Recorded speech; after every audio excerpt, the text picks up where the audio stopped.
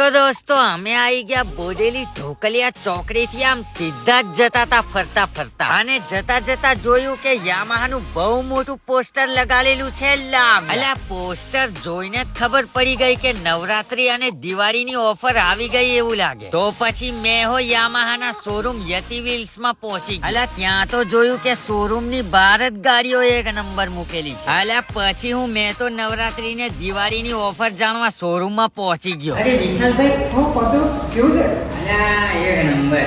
તો હું છે નવીનતામાં આ દિવાળીની નવરાત્રીની ઓફર આવી છે. એવું છે હા. દોસ્તો ઓફરમાં FZ માં 2000 સુધીનું કેશબેક અને 5 લીટર પેટ્રોલ ફ્રી.